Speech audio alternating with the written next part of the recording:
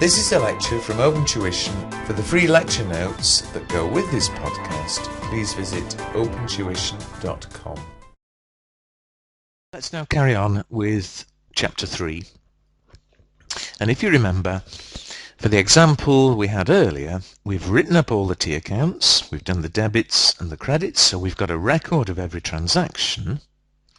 We then came to the end of the period and we worked out the balance on every account. So we know what at the end of the period what the total cash is, we know what the total sales are, and so on. Having got the balance on every account, we then produced a trial balance. And the trial balance, remember, was simply a list of all the balances. The total debits should equal the total credits, which they did. If the two weren't equal, there must have been an error, and we'd have been silly to carry on until we'd found the mistake. However, we're now going to carry on, and as you can see, it's actually example 4 on page 21 of the notes. But we're going to carry on. We're at the end of the period, remember, and ultimately we want to produce a balance sheet and an income statement. We're going to take our T accounts and do a bit more work. So, I hope you've been saving your T accounts. It's the same example we had before, so well, I'm not going to wind through them all, but you've got your cash account with a balance of 4,100, capital account 5,000, car account 1,000, and so on. Now, of course, some of those balances are assets or liabilities, and they're going to appear on the balance sheet. Cash, for instance. Cash is an asset. It'll appear, therefore, on the balance sheet.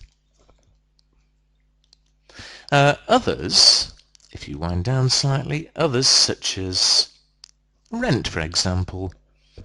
Rent, there's no asset, there's no liability. Rent is therefore going to appear on the income statement. And what we're going to do is this. If you start at the top, cash. Cash is an asset. We've said it appears on the balance sheet, and at the end of the month we've got 4,100. And of course at the beginning of next month we've still got 4,100. And so we're going to do nothing. We'll simply leave the balance there, and next month the bookkeeper could carry on and record more receipts, more payments. Similarly, capital. There's 5,000 owing to the owner at the end of the month. It's still owing the beginning of next month. It'll appear on the balance sheet. We'll leave the balance there. Car. The car, again, appears on the balance sheet. It's an asset. With a car at the end of this month, we've still got the car at the beginning of next month. We leave the balance there. However, purchases. Purchases, remember, that's simply a record of everything that we bought this period. During this month we made 2 purchases, but in total we've bought goods for 1,100. But if you look back, all those goods were sold. So at the end of the month we've nothing left. We've no asset, we've no liability. That was simply a record of this month's purchases. And in our financial statements, it's an expense. Because we sold everything, that 1,100 is the cost of what we sold. It'll appear on the income statement. Well, since we've no asset, we've no liability, at the end of the month, we take that 1,100 and effectively we remove it from the account. We credit the account with 1,100. And I'll finish it off nicely in a moment. But of course, the balance left now is 0. We could use the same account next month to record next month's purchases. We need a double entry, of course. Well, the double entry, we open up a new T account, which we call the income statement T account. So open up a new account somewhere. Income statement.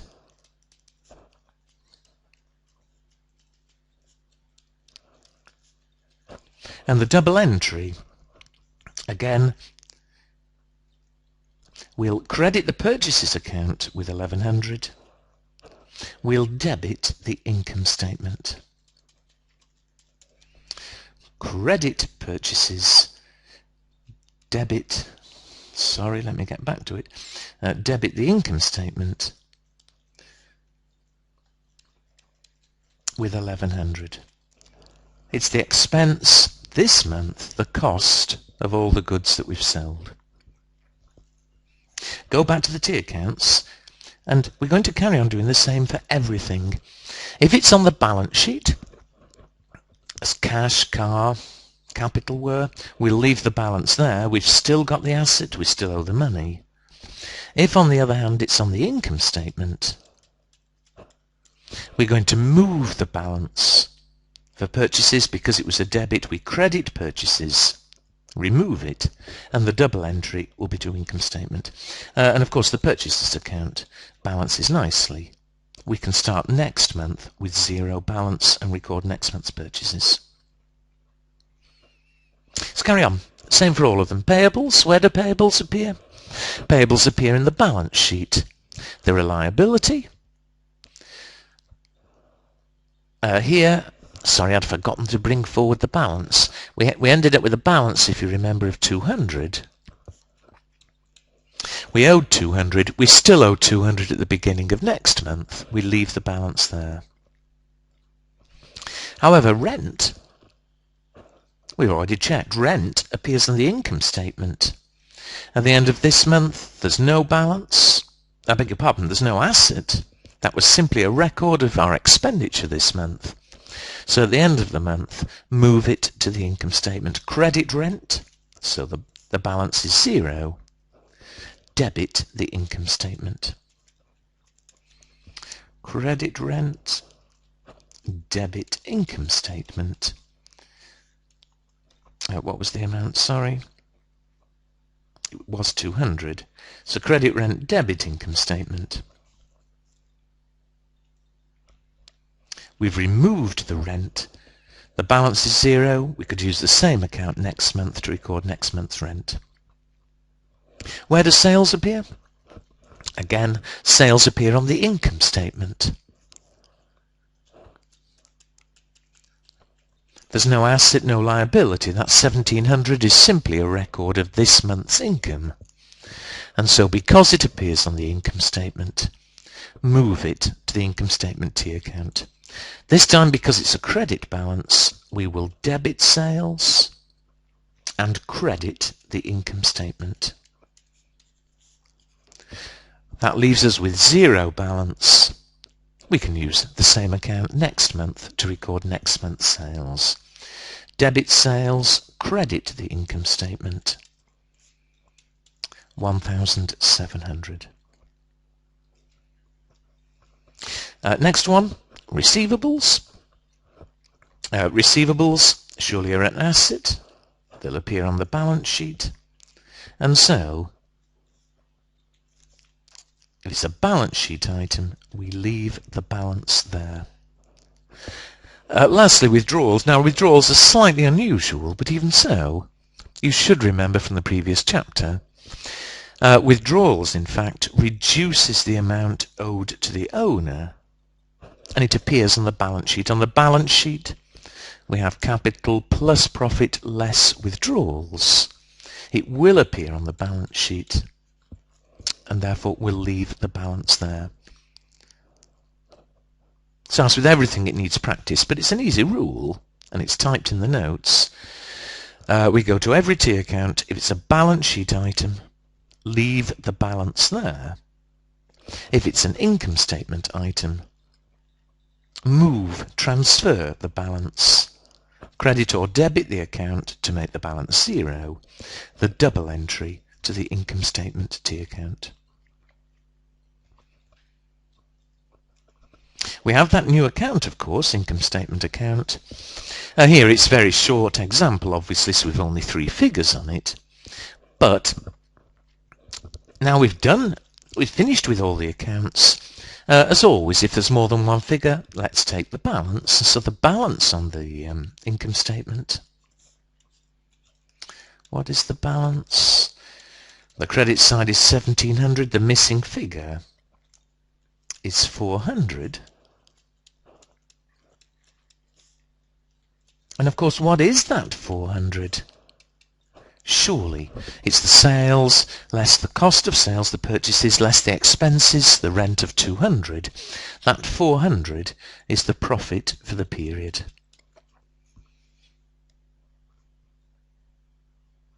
And so, did all the debits, credits, record each transaction as it occurs, at the end of the period take the balances, and then what we've done here we call close off the accounts.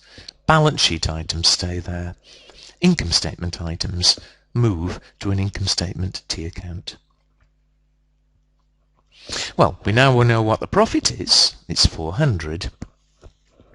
But almost the last step, and it's example 5 in the notes.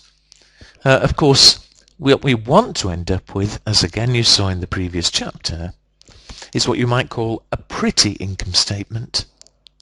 Nice layout, we know the profit obviously, but the nice layout income statement, and a pretty balance sheet.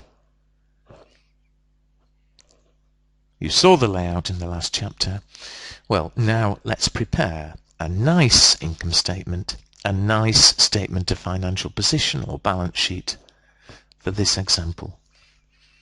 First of all, let's do the income statement. And that's terribly easy, because if you look at your T account, not only do we know what the profit is, it's 400, but we know all the figures we need. We know what the sales are, we know the cost of sales, we know the expenses. So all we do here is rewrite the T account in a nice layout. And so let's do it. Let's do a pretty income statement, a proper layout income statement. Look back to the previous chapter if you need, but the nice layout, we start with sales. Well, we know from our T account the sales were 1,700. We then deduct the cost of sales. The cost of sales here is simply the purchases. There's no inventories, so everything we bought was sold. And the purchases were 1,100, which gives us a profit so far of 600, and if you remember, that's called the gross profit. However, there were expenses of running the business for the month, and so to get the final profit, deduct all our expenses. And again, I appreciate it was a very short example, but the only expense we've got, if we look at the income statement T account, we've rent of 200.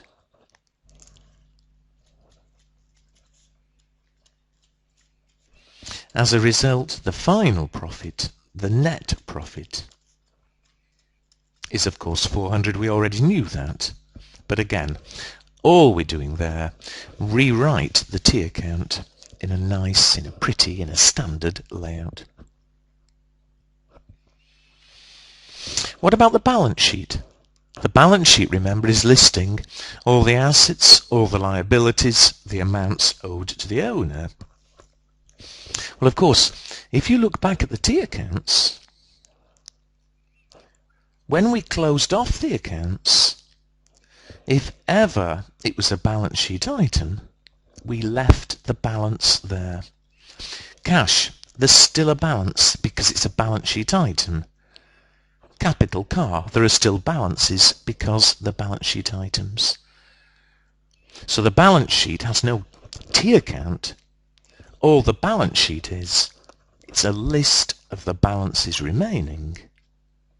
We'll simply list them all, cash, capital, car, but we'll list them, we'll put them in the nice layout. So check with me. Let's do a nice, sorry I keep saying balance sheet. It's the other name for strictly the statement of financial position.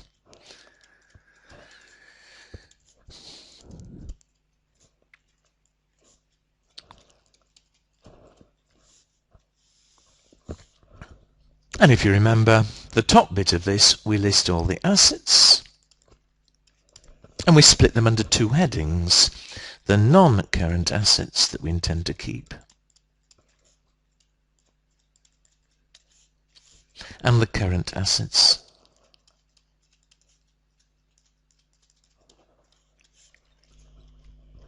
And so let's look back. Look back at the T accounts. Have we any assets? Now, to save jumping too much, I'll try and do sort of two at a time. And do what I do. As I deal with each one, I'll tick it off, because ultimately we've got to list every single balance. What have we got? First of all, cash. Cash is an asset. The balance is 41. So in a minute, I'll list it on the balance sheet. And similarly, car. Car is an asset. 1,000. Let's list them. Well, of course, the car is a non-current asset. So under non-current assets, car, 1,000. Cash is a current asset. The balance keeps changing. So again, list it, 4,100. Have we any other assets? We dealt with cash, we dealt with car. Payables are a liability. Forget that for the moment. We've receivables. The balance on receivables, 400.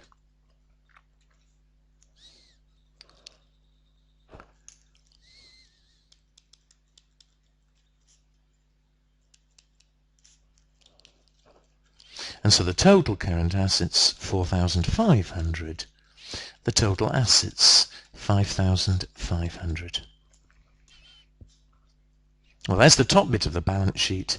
But of course, if the business owns 5,500, it must owe 5,500. But again, we split under different headings. We're going to show the capital, the amount owed to the owner, and we're going to show the liabilities, the amount owed to other people. And remember, liabilities, there are two headings potentially. Non-current, if we're going to pay it in more than a year.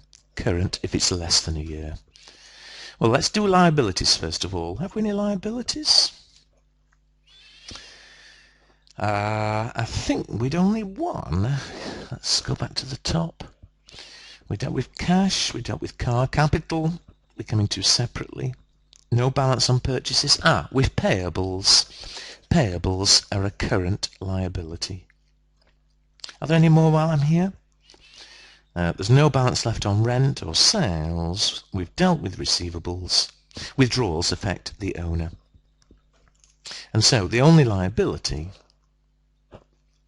is payables, and that's a current liability.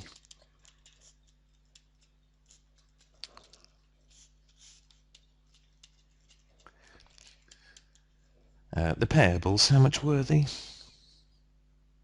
I should remember, but I'm afraid I can't. Where is it gone? Here we are, 200. Here, there are no non-current liabilities, and there's no need to put the heading if it's 0. If there had been a loan or something, then we would have needed the other heading. Finally, though, how much is owed to the owner? And again, if you look back to the previous chapter, the amount owing to the owner is whatever the capital was at the beginning of the period, plus any profit we made, minus any withdrawals. Well, let's look. And remember, all we're doing here is listing the balances that remain. And so let's see what balances we've got. Back to the top for the last time. Cash, we've listed. Capital, the balance at the beginning of the year was 5,000. Back we go. So the last time we're going through them, car, we've listed. Purchases, there was no balance. Payables, we've listed. Rent, no balance. Sales, no balance. Receivables, we listed. Withdrawals. Withdrawals is 500. It's a debit balance. And so again, a little bit unusual. But capital was a credit balance. We were owing 5,000. The drawings of 100, they're a debit. Effectively, it's a negative amount owing. It reduces the amount owed to the owner. What else? Although we've dealt with all those T accounts that we'd done earlier, remember, in this exercise, we did open a new T account called income statement. And there's a balance left on it of 400. It's a credit balance. It's owing to the owner. List it. Profit 400. And so the final amount owing to the owner, the capital at the end of the month, add those three, 5,000 plus 400 minus the withdrawals of 100 is 5,300. We've now listed every single balance. As a result, the balance sheet should balance. And of course it does. Capital 5,300. Liabilities 200. The total owing is 5,500. The balance sheet balances. And there we are. It's a short example, I appreciate. But it wouldn't matter how many transactions there were. That would simply take longer. Record them. Get the balances at the end of the period. Income statement items. Transfer to an income statement T account. The pretty income statement is simply rewriting the T account. The balance sheet, and the reason it's called balance sheet, it's simply listing every remaining balance. Alright, before we leave this chapter, two final things. One very small but quite important, the other one I'm less worried about. But a little bit of terminology. We were recording all the transactions in the T accounts as they occurred in practice, day by day. Every time you make a payment or any transaction, you record it. We were doing it by hand, obviously.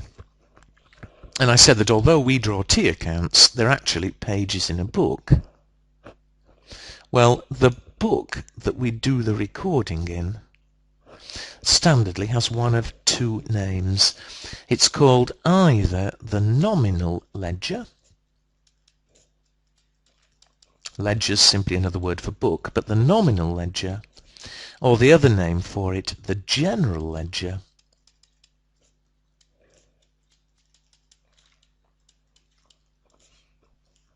Two names for the same thing. That's the book in which all the transactions are recorded. It's the book containing all the T accounts.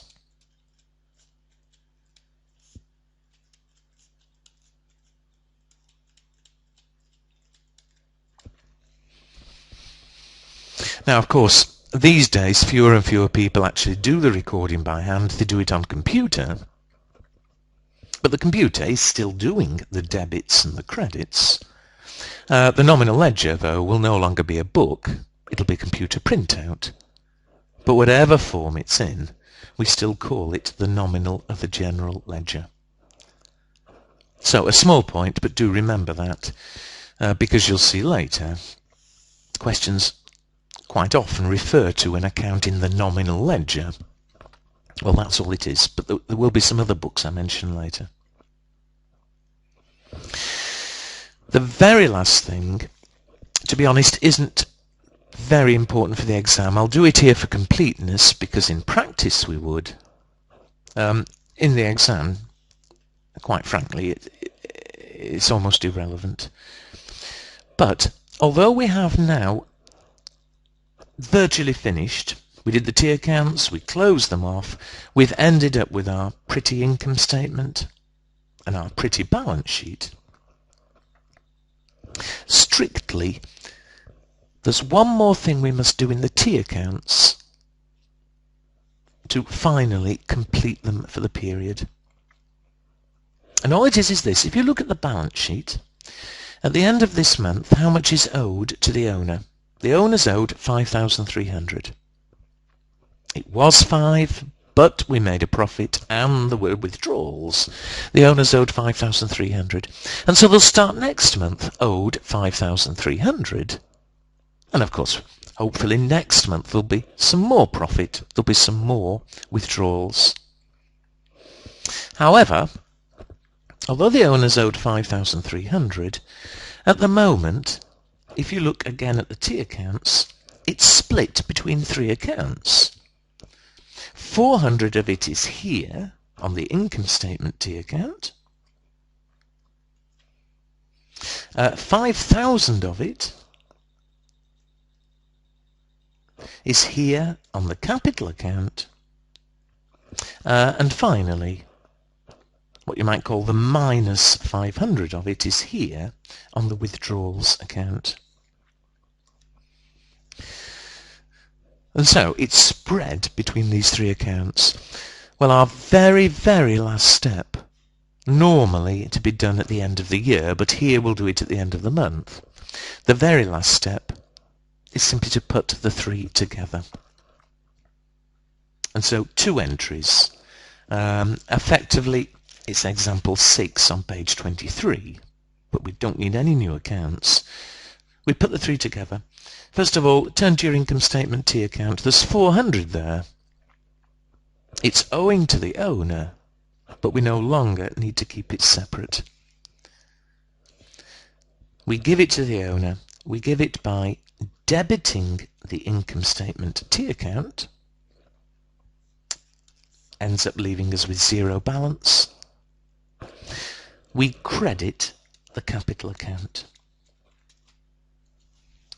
Debit income statement, the balance is 0. We could use the same T account next month. Credit the capital account.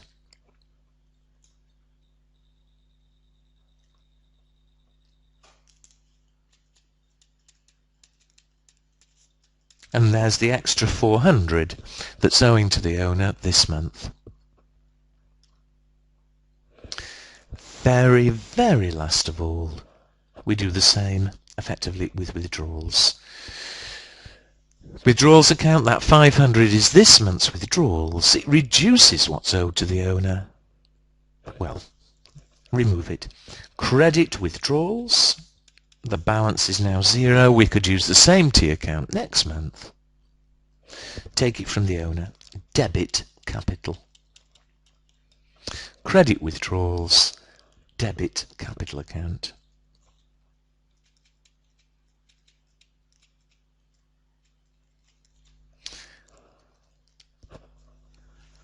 We've now finished all the entries. Let's strike a balance, because with 3 items there, the final balance left on capital.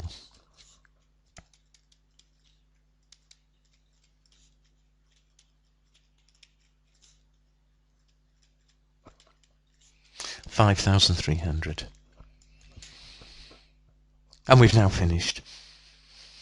We can now give the T accounts, the nominal ledger, back to the bookkeeper. The bookkeeper could carry on recording next month. Cash balance will change, there'll be more purchases to record, and so on. The owner starts next month being owed 5,300. But I said earlier, hopefully at the end of next month there's more profit, there's likely to be more withdrawals. Of course, each time that balance stands to change. But there we are, that's everything. I say that's everything. However, as you'll see shortly, in real life, while we're doing everything we've just done, there are very standardly 4 types of adjustments that we're likely to have to make.